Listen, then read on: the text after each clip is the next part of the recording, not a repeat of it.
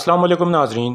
पिछली किस्त के आखिर में आपने देखा कि सोफिया साल्वाडोर के ठिकाने पर पहुंच गई थी और उसने बाला खातून को पहचान लिया था और कहा था कि ये राहिबा बनकर किले में आई थी। इसके बाद वो किले की तरफ रवाना हो गई थी। इस किस्त के आगाज में काई कबीले का मंजर सामने आता है। गोंजा खातून को काई कबीले के शिफाखैमे में पहुंचा दिया गया था। गोंजा होश में आकर पूछती है, मैं कहाँ हूँ और आप लोग कौन हैं? आयशा कहती है, आप काई कबीले में हो और महफूज हो, आपको इलाज के लिए यहाँ लाया गया है। गोंजा कहती है, अल्लाह आपसे राजी हो, मेरी वजह से आपको जहमत उठाना पड़ी। दूसरी तरफ आलिशार अपने आदमियों के साथ किले में पहुंच जाता है और आते ही सोफिया से पूछता है, क्या बाजार पर आप लोगों ने हमला किया है शहजादी सोफिया? सोफिया कहती है, आलिशार साहब, आप अच्छी तरह से जानते हैं कि इस खित्ते में ताकत के तराजू किस कदर हसास हैं। ये जानते हुए ऐसी गलती तो सिर्फ जाहिल कर सकता है और हम अहमक नहीं हैं। आलिशार कहता है, तो फिर ये हमला किसने किया है? किस में इतनी हिम्मत के मेरे बाजार पर हमला करने की जुर्रत कर सके? इतने में कालानोज आकर कहता है, आलिशार साहब, हम नहीं जानते कि यह हमला किसने किया है। आलिशार कहता है, यह जिस किसी ने भी किया है उसने अपनी मौत को खुद दावत दी है। फिर सोफिया कहती है, जिस तरह आप यहाँ आकर हमें धमका रहे हो, क्या आपने काई वालों को भी धमकाया है? आलिशार कहता है, लेकिन काई वाले बाजार पर हमला क्यों करेंगे?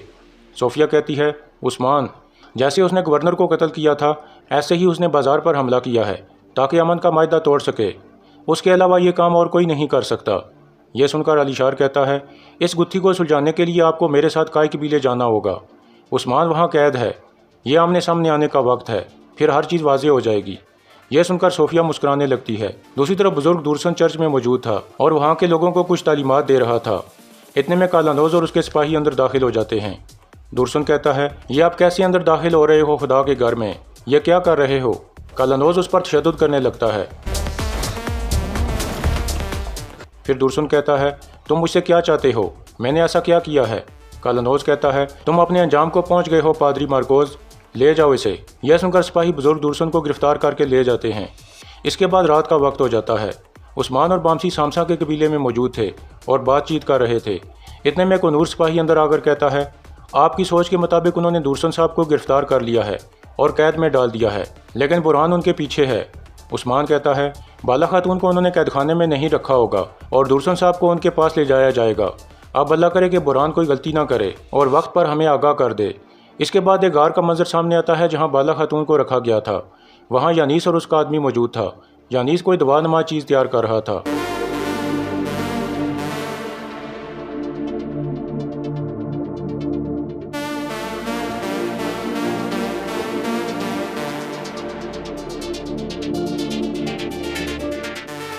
यानीस बाला खातून के पास आता है तो वो कहती है, क्या तुम वही दरवेश नहीं हो? यानीस कहता है, तुम्हारा बाप अदाबाली बहुत अक्लमंद आदमी है जिसने एक दरवेश को राह बना दिया। बाला कहती है, मेरी बात सुनो मकार, मेरे वालिद अदाबाली नहीं हैं।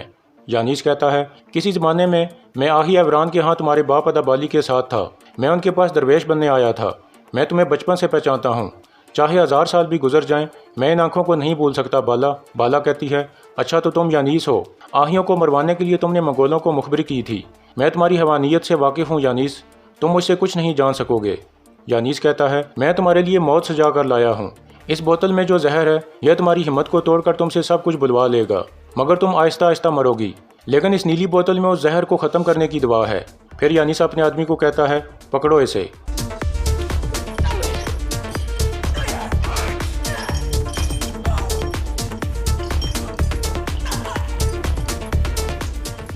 इस तरह यानीस बाला खातून को जहर पिला देता है।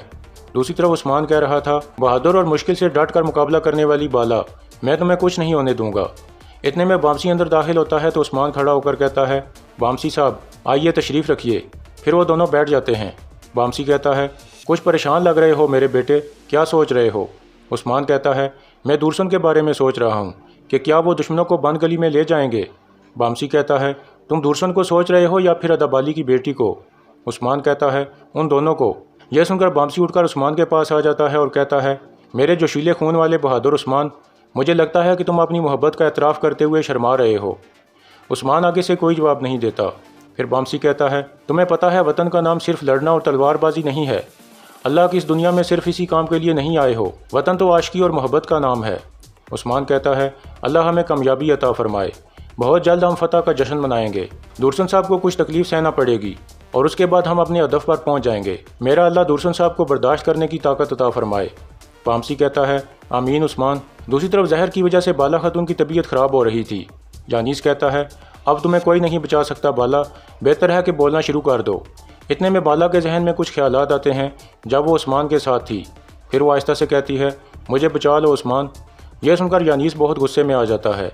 दूसरी तरफ किले में बुजुर्ग दुर्सन को कैदखाने में बांध दिया गया था और कालानोज उसका मुंह खुलवाने की कोशिश कर रहा था, लेकिन दुर्सन मुसलसल कह रहा था कि मैं एक राहिब हूँ, जिसके बाद कालानोज एक डंडा उठाकर उसे मारने लगता है। इतने में सोफिया वहाँ पहुँचती है और पूछती है, क्या इसने मुँह खोला? कालानोज कहता है, यह अभी तक यही कह रहा है कि मैं एक राहिब हूँ। सोफिया कहती है, हम ज़्यादा इंतज़ार नहीं कर सकते, हमें जल्द से जल्द मुक़द्दस अमानतों के बारे में मालूमात चाहिए। यह कहकर वो दुर्सन के मुंह पर पानी डालती है तो वो होश में आ जाता है। दुर्सन कहता है, आप तो जानती हैं शहज़ादी सोफिया, मैं कुछ भी गलत नहीं कर सकता, मैं एक राहिब हूँ। यह सुनकर सोफिया भी डंडे से उस पर तशद्दुद करने लगती है। इस तरह दुर्सन दोबारा बेहोश हो जाता है। फिर सोफिया कहती है, इसको अदाबाली ने बहुत अच्छे तरीके से तैयार किया है, यह अपना मुंह कभी नहीं खोलेगा।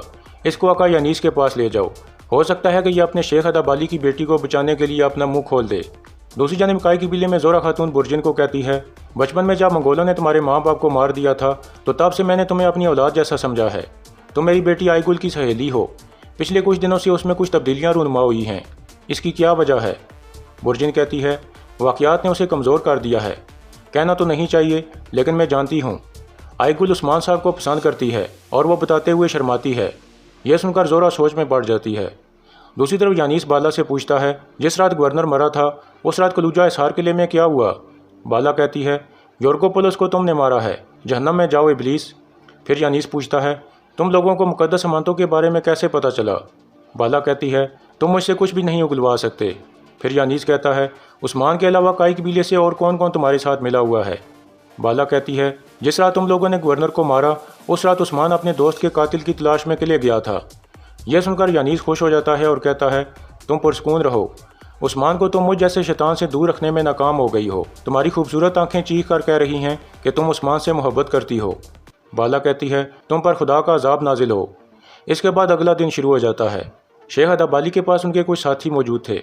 एक आदमी कहता है, बाला खातून अगवा हो गई हैं, गोंजा खातून जख्मी थीं, धुंधार साहब इलाज के लिए उन्हें अपने कबीले ले गए हैं। शेख अदाबाली कहते हैं, मेरे साथियों, हम अपने बाजू नहीं टूटने देंगे, निज़ाम आलम के लिए एक नहीं हज़ारों औलादें भी कुर्बान कर देंगे हम।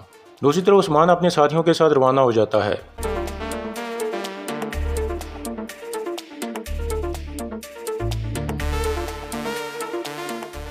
इस तरह उनके सामने बुरहान आ जाता है और कहता है, जनाब लूमड़ी जाल में फंस गई है।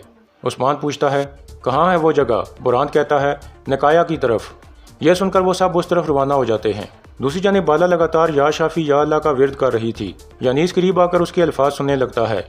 मेगाला पूछता है, यह क्या कह रही है? यानीस हंसते हुए कहता है, यह अल्लाह से शफा मांग रही है, जबकि इसकी शफा मेरे हाथ में है। दूसरी तरफ काई कबीले का ढोल बजता है। आलिशार और सोफिया अपने आदमियों के साथ काई कबीले में पहुंच जाते हैं।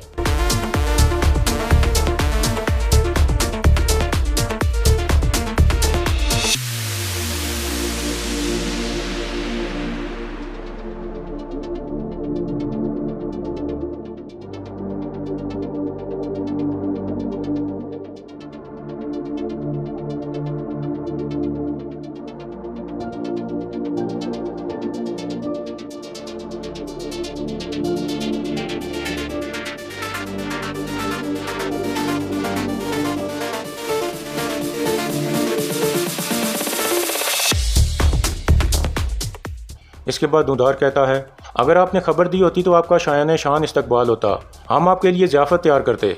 आलिशार कहता है, यह तो सब जानते हैं कि काइयों का दस्तरखान कितना शानदार होता है, लेकिन हम यहाँ ज़ियाफ़त के लिए नहीं बल्कि बातचीत के लिए आए हैं। दुधार कहता है, तो तशरीफ़ लाएँ। यह सुनकर आलिशार एक नज़र आईगुल को देखता है और फिर आगे बढ़ जाता है। दूसरी तरफ बुजुर्ग दुर्सन को यानीस के पास पहुंचा दिया जाता है।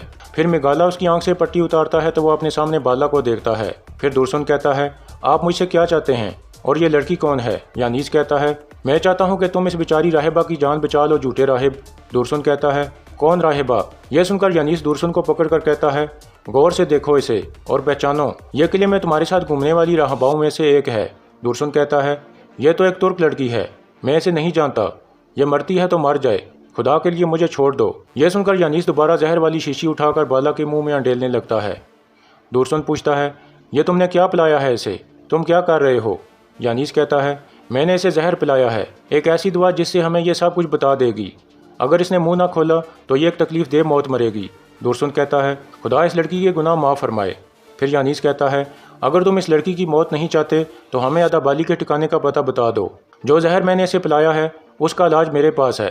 اگر تم نے میری بات مان لی تو تم دونوں کی جان بخش دی جائے گی۔ دورسن پوچھتا ہے آخر تم ہو کون؟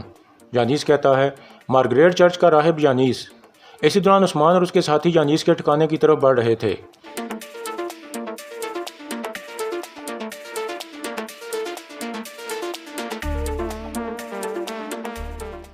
پھر عثمان کہتا ہے اگر ہم نے حملہ کیا تو وہ بالا خاتون اور دورسن کو مار ڈالیں گے، اس لیے ہمیں احتیاط سے اندر داخل ہونا ہوگا۔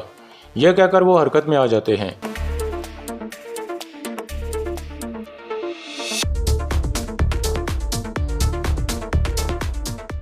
دوسری طرف کائی قبیلے میں دوندار کہتا ہے اب بتائیے کیا بات ہے؟ عالیشار کہتا ہے ہم انصاف کے لیے آئے ہیں دوندار صاحب، ہماری آپس کی دوستی نہ ٹوٹے اس لیے ملنا ضروری تھا۔ پھر صوفیہ کہتی ہے ایسے بہت سے واقعات ہوئے ہیں جس نے ہمارے تعلق کو خراب کیا، اور یہ مت بھولیے کہ ان سب پریشانیوں کی وجہ دراصل عثمان ہے۔ پھر کالنوز کہتا ہے ہم چاہتے ہیں کہ لمبی جنگ کی بجائے اس مسئلے کا حل نکالا جائے اور جھنڈے والی سرکار ہی عثمان سے بات کرے۔ پھر عالیشار کہتا ہے یہ بات قابل قبول ہے، عثمان کو یہاں بلوائیے۔ دوندار کہتا ہے عثمان یہاں نہیں ہے۔ یہ سن کر عالیشار غصے میں آ جاتا ہے اور کہتا ہے کیا مطلب ہے وہ یہاں نہیں ہے؟ آپ نے تو کہا تھا کہ وہ قبیلے میں ہے۔ پھر گندوز کہتا ہے دراصل باتور سے اس کی لڑائی ہو گئی تھی، اس لیے میں نے اسے حوالات میں بند کروا دیا تھا، لیکن وہ وہاں سے بھی فرار ہو گیا۔ کالنوز کہتا ہے سمجھ نہیں آتی کہ اتنا اہم مجرم کیسے آپ کے قید خانے سے فرار ہو گیا، اور وہ بھی اتنے مخلص سپاہیوں کے ہوتے ہوئے۔ دوندار کہتا ہے جیسے وہ آپ کے قلعے سے فرار ہونے میں کامیاب ہوا ویسے ہی وہ یہاں سے فرار ہوا۔ کالنوز غصے میں کہتا ہے اسے ہمارے سامنے نہ لانے کی وجہ سے فرار کروایا گیا ہے، آپ ہمارے ساتھ کھیل کھیل رہے ہیں، یہ جنگ کی وجہ ہوگی دوندار صاحب۔ دوندار کہتا ہے جب ہم پیدا ہوتے ہیں تو ہمارے کانوں میں نام سے پہلے جنگ پھونکی جاتی ہے، جنگ سے ڈرنے والے لوگ نامرد ہیں۔ دوسری طرف یانیس کے ٹھکانے پر میگالا بزرگ دورسن پر تشدد کر رہا تھا تاکہ اس کا منہ کھلوا سکے، لیکن دورسن کہتا ہے میں ایک راہب ہوں، خدا کے لیے مجھے چھوڑ دو۔ یہ سن کر یانیس دوبارہ اس پر تشدد کرنے لگتا ہے۔ اتنے میں بالا کہتی ہے خدا کے لیے رک جاؤ۔ یہ سن کر یانیس خوش ہو جاتا ہے اور بالا کو کہتا ہے تو تم بولنا چاہتی ہو، بتاؤ مقدس امانتیں کہاں ہیں؟ بالا کہتی ہے میں کچھ نہیں جانتی، ہم دونوں کو مار دو اور یہ معاملہ ختم کر دو۔ یہ سن کر یانیس ایک رسی اٹھا کر کہتا ہے لگتا ہے تمہاری زبان موت کے وقت کھلے گی۔ یہ کہہ کر وہ بالا کی گردن کے گرد رسی ڈالنے لگتا ہے۔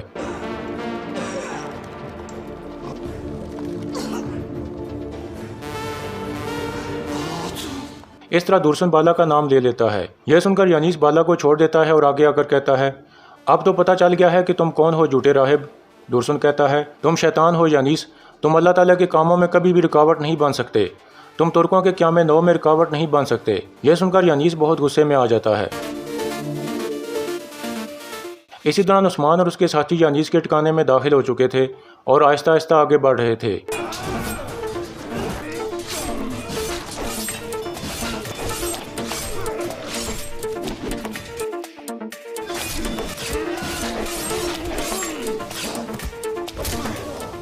اس طرح وہ سب کو مار دیتے ہیں اور دوبارہ آگے بڑھ جاتے ہیں۔ اتنے میں یانیس کا ایک آدمی زور سے کہتا ہے عثمان آ رہا ہے، بھاگو حملہ ہو گیا۔ یہ سن کر یانیس کچھ سوچنے لگتا ہے۔ اسی دوران عثمان کے سامنے کچھ آدمی آ جاتے ہیں۔